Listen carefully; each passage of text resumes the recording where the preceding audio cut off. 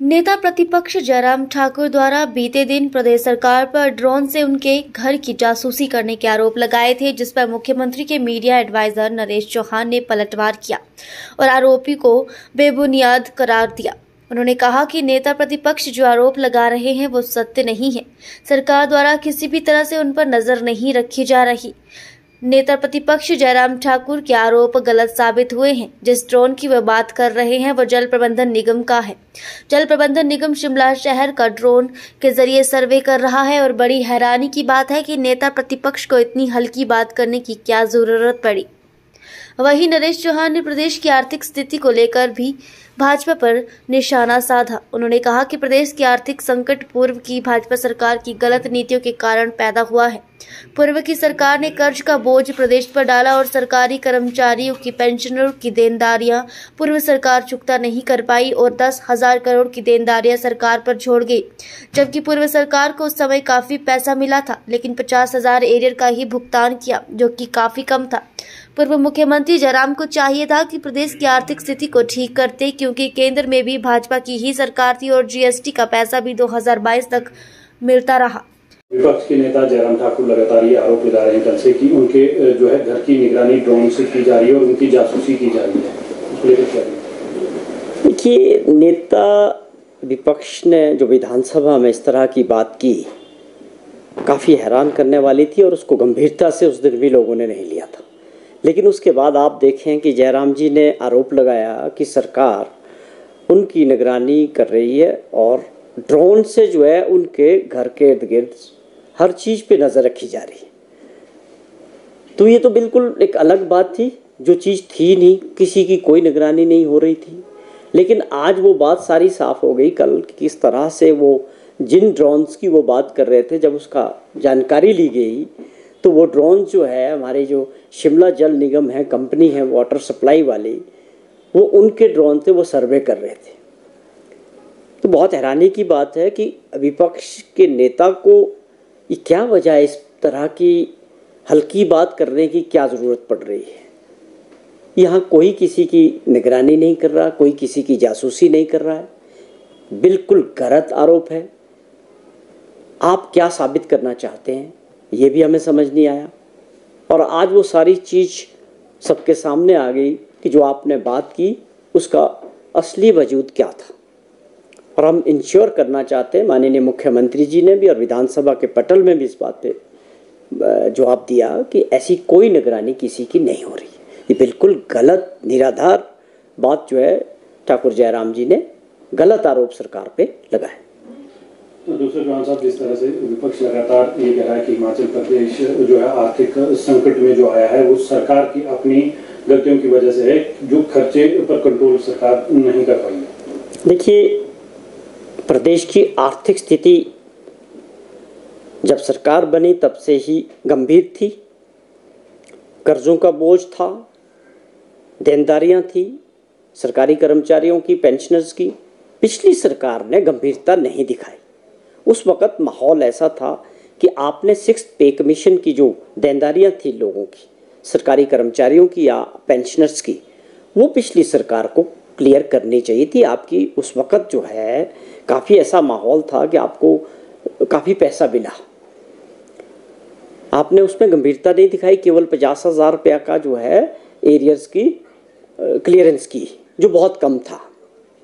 जयराम जी की जिम्मेवारी थी कि उस वक़्त तो फाइनेंशियल मैनेजमेंट ठीक करते और काफ़ी सारी चीज़ों को वो ठीक कर सकते थे। उस वक़्त हालात ऐसे थे। आपने जहां आपको जीएसटी का जो पैसा कौंसिल से मिलना था हमारी राज्य सरकार को, वो भी मिलता रहा 22 तक लगातार। और जो गैप था एक बजट में, उसके एवज में आपको 35,000 करोड़ रुपया 5 साल में मिलना था, जिसका लास्ट जो आपके टाइम में 10,000 करोड़ रुपया उस गैप को जो था वो मिला। अब हमारे टाइम में वो सिर्फ 3,500 करोड़ रुपया रह गया, वो पैसा आपको एक्स्ट्रा मिला। और जो हमारे ओपीएस लागू करने के बाद 2000 से 2,500 करोड़ रुपए का जो हमारे पे कट लगा वो भी नहीं था। और कोरोना के दौरान भी आपकी जो लोनिंग की जो बंदिशें थी वो भी नहीं थी। अब आप समझें कि आज की डेट में अगर आपकी लोन की जो कैपिंग है, आप 6000 करोड़ से ऊपर का लोन नहीं ले सकते हैं। मेरा कहने का मतलब है, मैं इसलिए इस बात को जिक्र कर रहा हूँ कि पिछले 5 वर्ष जब जयराम जी मुख्यमंत्री रहे, अगर वो फाइनेंशियल मैनेजमेंट अपना सही करते, उनकी मंशा साफ होती कि हमने सरकारी कर्मचारियों का, चाहे वो डीए का था, चाहे उनका 6th पे कमीशन का एरियर्स थे, चाहे पेंशनर्स के थे, वो उसको क्लियर कर सकते थे काफ़ी हद तक। लेकिन उन्होंने उस ओर ध्यान नहीं दिया। वो सारी लाइबिलिटी आगे अगली सरकार के पास चलेगी। अब उसके ठीक है कि हमारी सरकार ने, इसमें कोई घबराने की बात नहीं है, उसके लिए कदम उठाए जा रहे हैं। माननीय मुख्यमंत्री जी और हमारी सरकार इस बात के लिए वचनबद्ध है कि हमको प्रदेश की आर्थिक स्थिति को ठीक करने के लिए और आने वाली जनरेशन्स के लिए आज हमको फैसले लेने की ज़रूरत है। कई चीज़ों को बदलने की ज़रूरत है, जिससे हम आज कुछ सोच पैदा करेंगे तो आने वाले 2, 4, 5 वर्षों में निश्चित तौर पे उसके रिजल्ट्स आएंगे और हमारी अर्थव्यवस्था में सुधार होगा। और ये हमारी सरकार ने 1 साल के कार्यकाल में पहले वर्ष में करके भी दिखाया है, जहां हम कहते हैं कि 20% रेवेन्यू जनरेट एक्स्ट्रा किया। तकरीबन 2000 करोड़ रुपए का रेवेन्यू पहले साल में हमारी सरकार ने और मुख्यमंत्री जी ने करके दिखाया है। ये ऑन रिकॉर्ड्स है।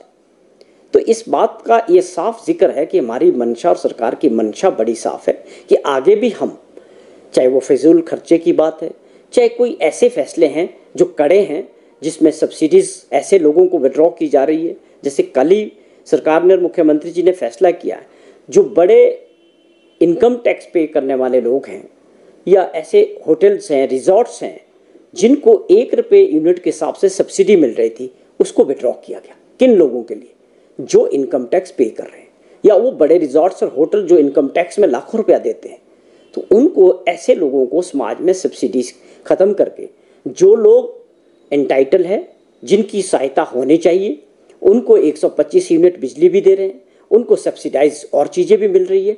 लेकिन ये आवश्यक है कि इस वक्त हिमाचल को पटरी पे लाने के लिए और भविष्य के लिए फैसले लेने के लिए किसी न किसी नेता को और मुख्यमंत्री को करेज दिखाना पड़ेगा कि जो चीज़ चली जा रही थी उस व्यवस्था में परिवर्तन करके और पटरी पे लाके प्रदेश का भविष्य ठीक करना है और आने वाली जनरेशन्स के लिए ये प्रदेश कर्जे के बोझ से बाहर निकले और अपने पाँव पे खड़ा हो। तभी हमारे पास जब रिसोर्सेज होंगे, हम उसको ठीक ढंग से चलाएंगे, तो आने वाले समय में हम अपने नए बच्चों के लिए उससे रोज़गार पैदा कर सकते हैं, विकास के कार्यों में और तेज़ी आएगी। तो ये सारे फैसले लेने प्रदेश हित में बहुत ज़रूरी है। लोगों का समर्थन भी मिल रहा है, लेकिन कुछ लोग इसको राजनीतिक दृष्टि से देखते हैं। मैं उनसे भी आग्रह करता हूँ कि आपने अपने समय में इन जिम्मेवारियों को ढंग से निभाया होता तो आज काफ़ी परिस्थितियाँ बदली होती। लेकिन अगर कोई आज कर रहे हैं, उनकी मंशा साफ है, आप सबका सहयोग, प्रदेश की जनता का भी, हर वर्ग का सहयोग इस कार्य में मिलना चाहिए। और हमारा प्रदेश ये सबका है। मुख्यमंत्री जी ने इसका जिक्र किया कि मुख्यमंत्री आज मैं हूँ, कल कोई और होगा, लेकिन जो हम एक आज अच्छे फैसले लेंगे वो लगातार कंटिन्यू चलते रहेंगे और प्रदेश के बचाव के लिए बहुत ज़रूरी है। मेरी यही अपील सबसे है। जिस तरीके से सरकार ने हिमाचल की स्थिति कर दी है, सरकार ज़्यादा दिन की मेहमान नहीं है, क्या कहेंगे? देखो, भाजपा की तो हर बात राजनीतिक दृष्टि से है। बड़ी दुर्भाग्यपूर्ण लगता है कि विपक्ष में होने का मतलब ये नहीं कि आप केवल मात्र एक ही मंशा रखें कि आप केवल सरकार को कोसने का काम करें या नेगेटिव प्रचार करके करें। आप विपक्ष में हैं, आपकी भी जिम्मेवारियां हैं। अगर कुछ फैसले सरकार प्रदेश हित में कर रही है, उसका समर्थन करना चाहिए। लॉन्ग रन में ये देखना चाहिए कि प्रदेश हित में क्या है, और ये सबके सामने है कि जो आर्थिक स्थिति की बात हो रही है उसमें मैं ये मानता हूँ कि कोई विकास की दृष्टि से इससे कोई फर्क नहीं पड़ रहा है। विकास की जो गति है वो बनी रहेगी, उसको और बढ़ाने के लिए ये सब कुछ किया जा रहा है। ये इसलिए नहीं किया जा रहा, किसी को घबराने की ज़रूरत नहीं है। जिस तरह से विपक्ष या कुछ चैनल ने इसको दिखाने का प्रयास किया है कि भाई हमारा फाइनेंशियल मैस है, ऐसा कुछ नहीं है। ये एक प्रयास है आर्थिक स्थिति को सुधारने की, अच्छे फैसले करके प्रदेश को सुधारने की। आप समझें कि क्यों ना करा जाए। हमें कुछ लग रहा है कि इसको ठीक करने की आवश्यकता है। अगर हम इस फैसले को करते हैं, इससे प्रदेश हित में फ़ायदा होगा और आने वाले में इस फ़ायदे में इसका सबका प्रदेश के 70 लाख लोगों के लिए फैसले लिए जा रहे हैं। मैं ये आग्रह करता हूँ कि विपक्ष के लोगों को भी अब ये समझने का समय आ गया कि हमको किसी भी तरह से अगर प्रदेश के विकास को और गति देनी है, अगर युवा साथियों के लिए रोजगार पैदा करने हैं तो उसके लिए एक हमारे को रोड मैप तैयार करना पड़ेगा, अपने पाँव पे खड़ा होना पड़ेगा, अपने रिसोर्सेज तैयार करने पड़ेंगे। जिस प्रकार से हमारी सरकार के समय कट लगा है, भारत सरकार से लोन लेने की सीमा को घटा दिया गया और आप समझें कि जो ग्रांट थी वो ख़त्म हो गई, जीएसटी का जो ग्रांट मिल रहा था वो ख़त्म हो गया। तो हमको अपने रिसोर्सेज के अंदर ही सभी लोगों के लिए कुछ ना कुछ करना है। सरकार की प्राथमिकता है गाँवों तक विकास पहुँचे, गरीबों तक स्कीमें पहुँचे, बेरोजगार साथियों के लिए रोजगार पैदा किए जाए। उस मॉडल पे माननीय मुख्यमंत्री जी काम कर रहे हैं, जो एक लंबी योजना है। मैं समझता हूँ इस वक्त प्रदेशवासी इसको काफ़ी लोग इसको समझ रहे हैं, सोशल मीडिया पे इसकी तारीफ भी कर रहे हैं, तो प्रयास कर रहे हैं। उन्होंने जो अपने फैसले लिए हैं कि हम अभी 2 महीने की एक सैलरी जो वाली बात की है, उसके पीछे एक सिंबॉलिक है कि लोगों को मेंटली तैयार करना है कि हमको सबको मिलके प्रदेश हित में जो है कुछ करने की आवश्यकता है। उसमें चाहे विपक्ष के नेता हो, विपक्ष के लोग हो, उनको भी इस बात को ध्यान में रखना होगा। तो लेकर भी बयान दिया, क्या लगता है कि वो एक अब चुनी हुई सांसद है, उन्हें जो है अब इस तरह के बयानों से बचना चाहिए? बहुत दुर्भाग्यपूर्ण बयान जो है, जो हमारे सांसद है मंडी की, किसानों के प्रति जो रुख उनका रहा, जो रवैया था, वो पहले से हम समझ रहे थे। जिस वक्त आंदोलन भी चल रहा था, उनकी सोच उस वक्त भी बाहर निकली थी। बहुत दुर्भाग्यपूर्ण है। आपने ऐसे वर्ग के प्रति अपनी प्रतिक्रिया दी जो देश को, पूरे देश के लिए खाने पीने का सामान या राशन, आप समझे किसान अन्नदाता, 140 करोड़ लोगों के लिए अन्न का इंतज़ाम करने वाला जो अन्नदाता है, उनके प्रति आपकी सोच और इस तरह की हो सकती है? क्या ये सोच कंगना रनौत की है या उनकी पार्टी की विचारधारा की है? ये बड़ा गंभीर विषय है, हम इसकी निंदा करते हैं, पहले भी सबने की है कि इसके लिए कंगना रनौत के ऊपर जो है भाजपा को अपना स्टैंड क्लियर करना चाहिए कि क्या ये कंगना रनौत जी के विचार है या भाजपा की पार्टी के विचार हैं। दूसरी बात, आपने देखा कि उसके बाद जब बैकफुट पे पार्टी गई तो कंगना रनौत के बारे में स्टेटमेंट आई है भाजपा की कि आप जो है अधिकृत नहीं हैं इन तरह की बातों को मीडिया से करने के लिए। मैंने पहले भी जिक्र किया था कि वैसे अब पता नहीं क्या मजबूरी रही होगी कि भाजपा को इनको उम्मीदवार बनाना पड़ा, लेकिन इनको भी समझना पड़ेगा कि ये क्षेत्र राजनीतिक है और जो कुछ इन्होंने बोला उसके ऊपर इनको माफ़ी मांगनी चाहिए, भाजपा को माफ़ी मांगनी चाहिए। कांग्रेस पार्टी ने पहले भी जिक्र किया था कि इनकी वाणी पे जो है बिल्कुल कोई कंट्रोल नहीं है। तो ये भाजपा को देखना है कि वो क्या कार्रवाई कंगना रनौत पे करती है, क्या वो इस बयान के साथ खड़ी है जो उन्होंने अपने किसान भाइयों के प्रति दिए हैं। हमने इसके पहले भी कहा है, हम इसकी निंदा करते हैं और भाजपा को इनके ऊपर कार्रवाई करनी चाहिए।